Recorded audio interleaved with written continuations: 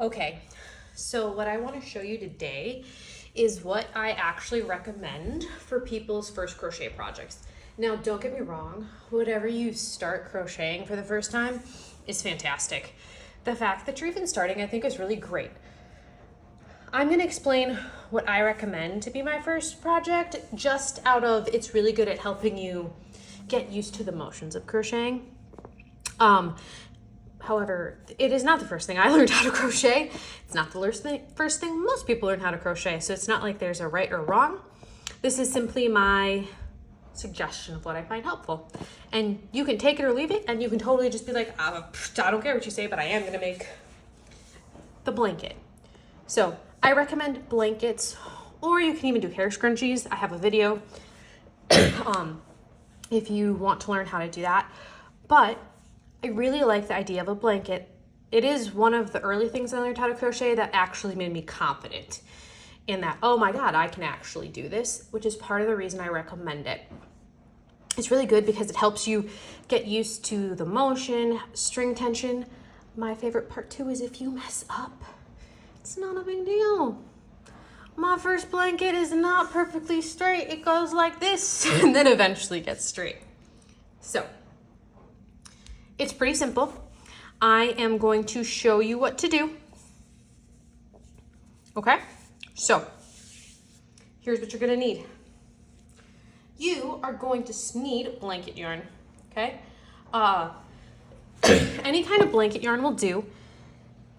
All it means is it's a little bit thicker and plush. It will even say blanket yarn on the paper.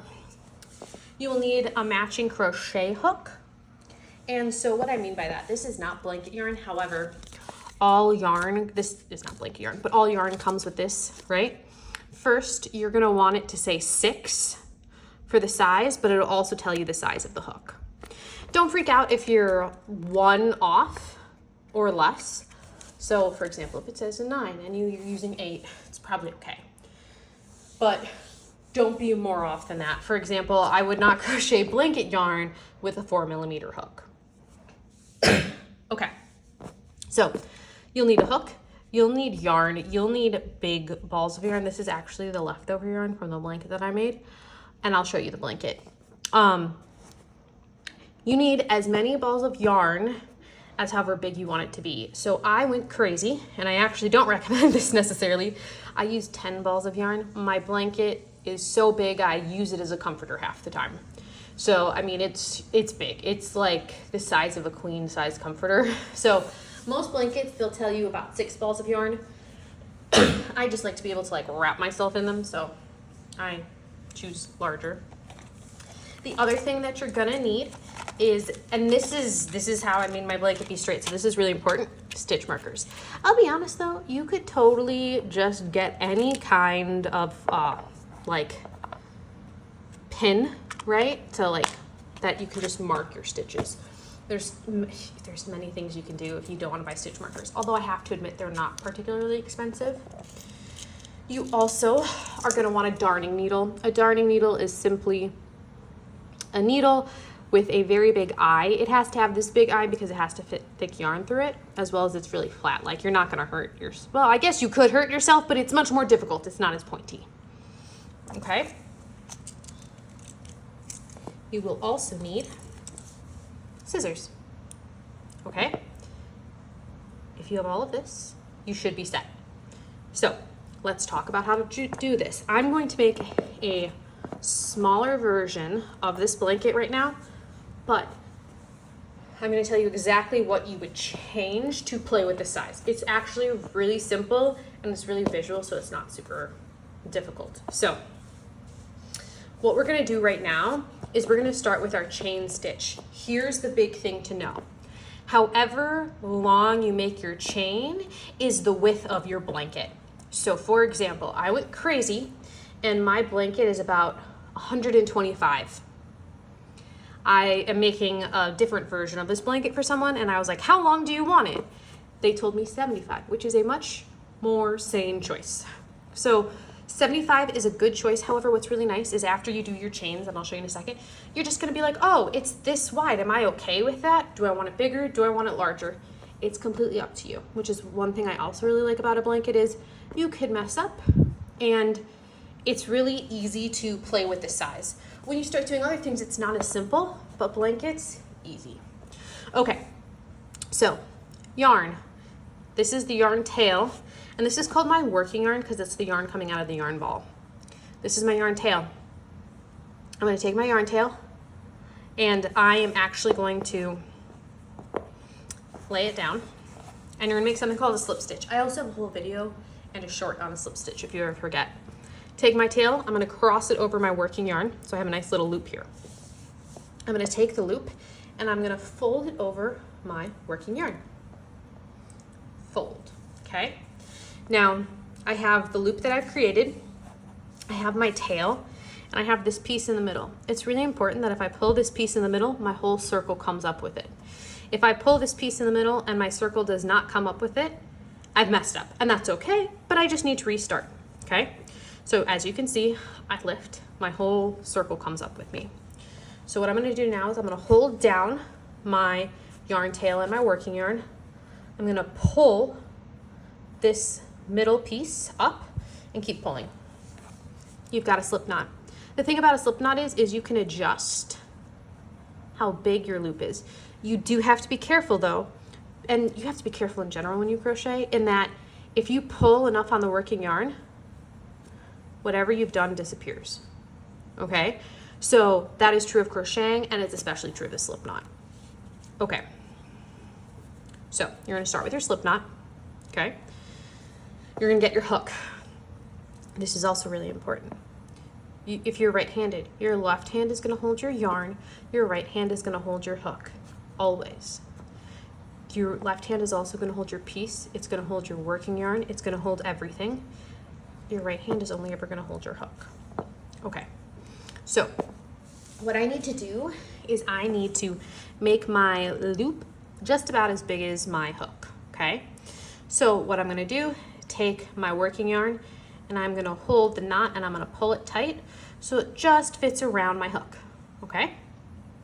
Not much, I can move it up and down my hook, but there's not really any extra room, and that's how I want it.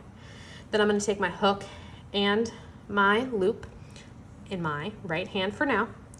I'm gonna wrap my working yarn around my pinky, and I'm gonna come up so it catches my finger coming out.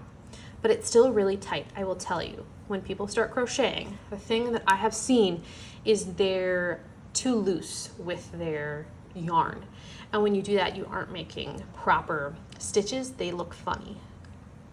Then what you're gonna do with your middle finger and thumb, you're gonna hold whatever part of the piece you currently have, which right now is just the knot, right? And that way this finger can help my yarn tension, I can control it, okay? So what I'm gonna do is something called yarning over. So what I'm gonna do, I'm gonna take my yarn and I'm gonna pop it over my hook. And then I'm gonna twist my hook sideways so it catches, the hook part catches the yarn, and I'm gonna pull it through. And that's one chain. And I'm gonna do that as many times as I want my width. So that's 1, 2, 3, 4, 5, and you're gonna decide how long you want it to be. And then you're gonna do one more. So I'm gonna make this 10. I will tell you I did 170, 125 for my blanket. That is really wide though. I wouldn't necessarily do that unless you're trying to make one that like envelops you. Okay. So let's pretend I am making this blanket for a doll. I can't even really say a stuffed animal, but it's okay. So, and this is how wide I want it to be, okay? Now that I've decided that's how wide I want it to be, I'm gonna set myself up, hold my piece, and I'm actually gonna chain one more. The reason is because if I start working into this hole that I'll explain in a second, my whole piece is gonna come undone. So what I'm gonna actually do is, and this is important, another important thing, if you're gonna ever put your crocheting down, you go and make a really big loop, so if the working yarn pulls, it won't hopefully pull enough to undo your piece. Now this is really hard to see with blanket yarn, but that's okay. There's these V's, okay? When you crochet, you're gonna work to create these V's. That's all you're doing. You're gonna crochet in the V's and you're going to create them, okay? And you can always see by pulling it apart a little bit, you can see the V's, okay? So, because we're gonna crochet into a chain stitch, we're gonna actually cut in between the V's, okay? So I'll have half of the V on one side of my hook, half the V on the other, okay? So, let me get myself set up. And remember, we're not gonna crochet into this first V, we're gonna crochet into this one. The other thing with blanket yarn, if you can't see it, if you press the blanket yarn, you can actually feel that inner piece of like tight string throughout your blanket yarn, okay? And so I'll sometimes use that to kind of feel where I am, okay? Okay, I'm going to get my hook ready, and then I'm gonna get my yarn ready. Now, you have learned how to chain, which is really important because if you're ever making anything that goes up and down, you'll generally do a chain. Now we're gonna do something called a half double crochet. Once you learn how to half double crochet, and you've obviously learned the chain, you know every single crochet stitch you need for this blanket, and it's really nice because it'll kind of help you get into the motion of it. Okay, so like I said, not this V, we're gonna go into this other V, the one right after, one side of each of the V around your hook. You're gonna take your yarn and you're gonna pop it over your hook before you start. Now you're gonna take your hook and you are going to pop it into your V like we were talking about, okay? It'll be feisty with you, I promise. Especially your foundation chain. No, there we go, okay? So now on my hook, I have 3 pieces of yarn, though they decided to all twist for some reason, which I think is kind of funny. So I have my initial loop, right? The yarn that I yarned over, and I have the half of the V, okay? I'm gonna yarn over it again, and I'm just gonna pull it through the half of the V. And then I'm gonna stop, okay? I have 3 pieces on my hook. I'm gonna yarn over, and I'm gonna pull it through all 3, okay? That's a half double crochet. This is important at the first stitch of every row, because we're gonna go back and forth. You are going to mark with a stitch marker. So you can see hopefully the V here. I'm gonna go underneath the V, mark it with a stitch marker, okay? And I'm gonna do that again. So I'm gonna yarn over, go through my next V, original loop, yarned over, V, yarn over again, twist sideways, pull it through V, initial, yarn, my first yarn over, the one I just pulled through the V. I'm gonna yarn over again, and I'm gonna pull that yarn through all 3. And I'm just gonna keep doing that for the rest of them. So I'm gonna do it here so you can see it.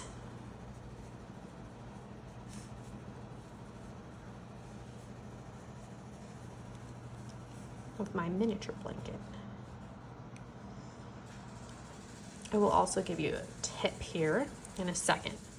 So sometimes, especially with blanket yarn honestly is some of my favorite yarn, but it can be difficult to know what V I just was in. So what I'll do is I'll actually take my last stitch, because I know it's right here, and yank on it. I can see that it's pulling this up, which means my next one is right here. Okay? Also, if you are buying stitch markers, you can mark every single stitch at first. I've done it. I've even used stitch markers to help me count. So after 25 stitches, I would put a stitch marker. And I'll show you what I mean by counting at the end of this row. Because remember, I'm making a mini blanket that is only 10 chain stitches or stitches wide.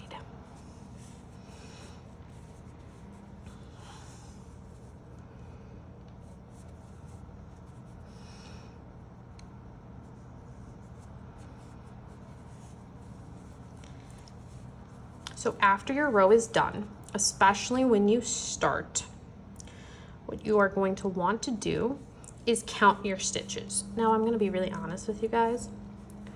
Your first row is, if you have more or less than you started with in your first row, it's not a big deal. But from this row on, you wanna have the same amount, otherwise your blanket is not gonna be straight. So I'm gonna pull my loop out and I'm gonna count my stitches or my V's, right? So these are my V's. So I have 1, 2, 3, 4, 5, 6, 7, 8, 9, and the first one I marked 10, which is what I was trying for. So that's great. I know every row, when I'm done, if I stop and count it, I should count 10 across, okay? So now we are going to do something very similar to what we did before. So what we're gonna do is we're gonna chain 1. So we're gonna yarn over, twist sideways, pull through the loop on our hook, and then we're gonna turn our piece sideways. Okay, so we're always working in the same direction. And now we're gonna do the exact same thing we did with that half double crochet stitch, except before we cut our V in half, right? We're gonna go through both of the V's now, okay? So I'm gonna have both sides of the V on my hook. Yarn over, through my V, so I have my initial loop, yarned over, and I have both sides of my V. I'm gonna yarn over, I'm gonna pull it through just both of the V's, okay? 3 stitches, yarn over, pull through all 3. And I'm gonna do that again. And guys, this is the pattern, okay? After you do your chain and you crochet into it, you just go through both parts of the V instead of one, okay? Don't forget though, at the end of every row, you are going to chain 1 like we did in the beginning and turn your piece. And I will do that one more time for you here so you can see it. And then I'm going to show you a couple more things you need to know. And I messed up, guys. I forgot to mark my first stitch. I know, because I've made this blanket before, that it's right here. But do not forget, this is the difference between having a straight piece and one that curves. If you look closely at mine, which I will not let you do, mine looks really messed up at the bottom. And it's because I didn't mark my first and last chain. I didn't know it was a thing until after I started.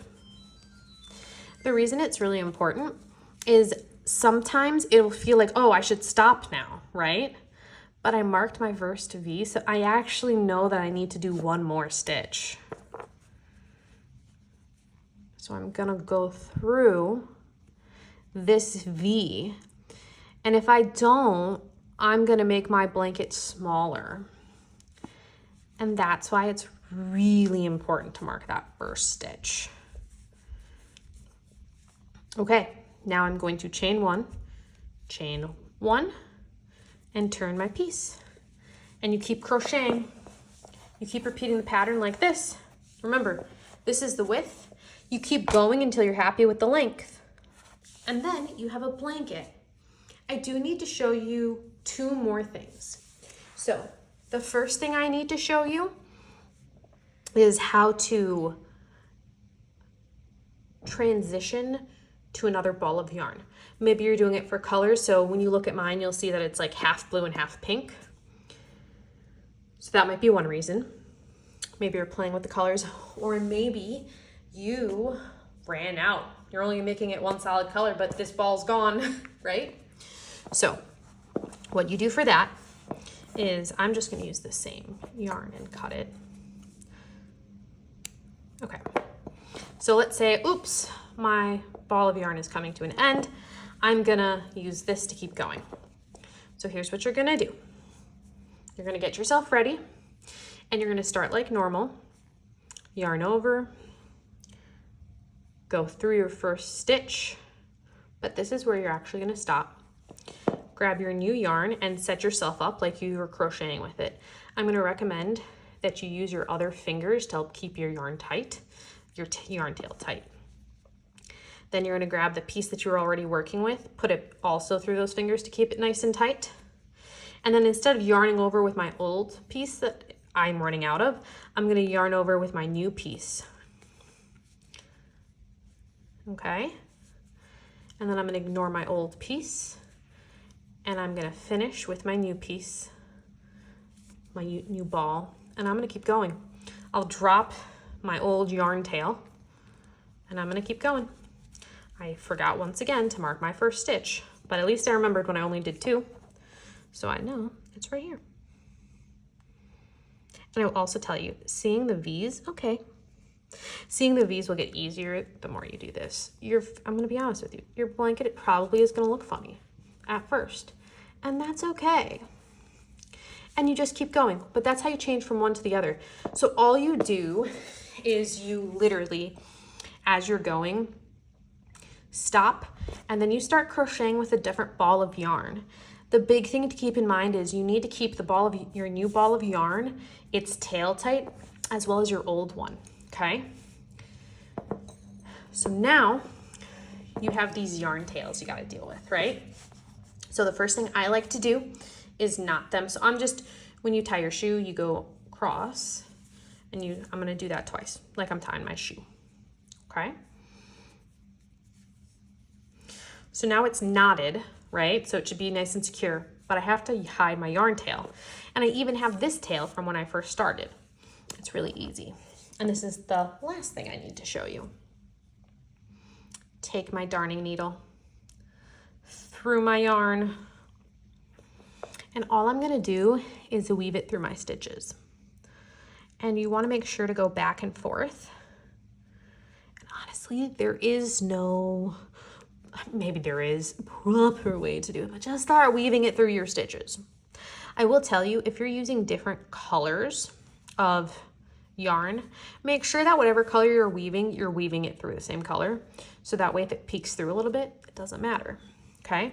So I've gone sideways, and now I'm gonna skip one and go back to kind of help lock it in. And then you can do that once. I like to do it multiple times in different directions if I have the length.